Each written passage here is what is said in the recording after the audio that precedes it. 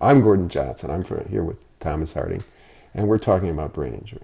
How helpful are the defense insurance companies typically at getting people back, like this lady you were speaking of? Well, our system may be a little different than yours. Unless you're talking about workers' comp, there is no such thing as assistance from the defendant to anything until they've written you the check.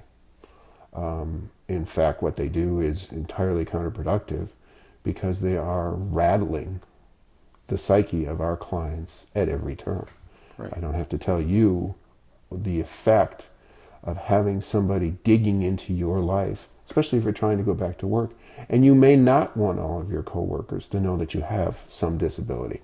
You have a one-on-one relationship with your employer and worked out what you need to work out to be able to get back to that job, but it may very well be that you don't want everybody else to know, but the insurance company is going to do their best to dig and to try to stir up something to find one of their defenses. And that's very, very troublesome, and it's psychiatrically, emotionally very troublesome for Or brain injured people as well. aren't the defense entitled to dig so they can get to the truth? That's the way our system is designed. And I guess there's not a lot.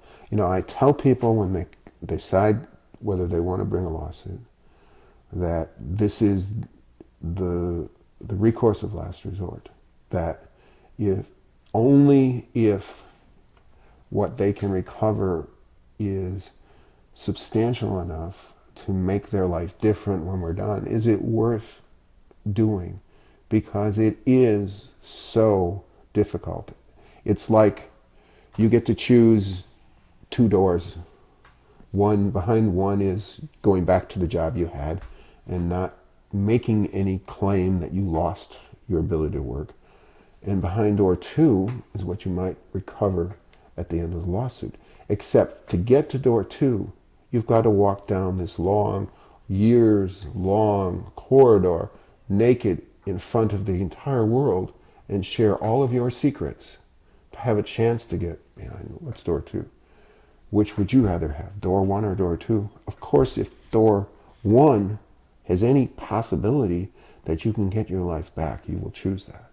And only when you don't will you even consider door two. Well, at least if the defense insurance company is digging into the person's life, they must agree that the person really was injured, so they're open to that, I take it. Of course not. Okay. So what effect does it have on the brain injured person that they're under surveillance all the time, that their friends, coworkers, family are being questioned, that they're being dragged to depositions, called liar for years and years and years, and having to deal with plaintiff lawyers, which can't be fun? One of the significant problems that comes from frontal lobe deficits is that people have a hard time telling the difference between what they perceive to be a negative reality and what is in fact a negative reality. We as young adults see the world differently than we do as adults. And I say young adults, I shouldn't even say that.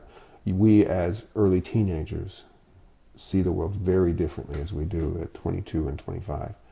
And people who've had the fine-tuned balance of their adult behaviors disrupted by a brain injury are going to overreact. They're going to become somewhat paranoid, or become quite paranoid, depending on the situation and how vulnerable they are to that because of their injury and who they were before. The person who was pre-morbidly a little bit paranoid and a little bit anxious is going to become very, very symptomatic with these symptoms because of this digging, and it may be one of their worst aspects of their disability. So would the defense insurers end up paying less money if they treated people with respect through the process? Sometimes. Sometimes. I understand their profit motive in doing what they do, but it is very, very hard on those people. And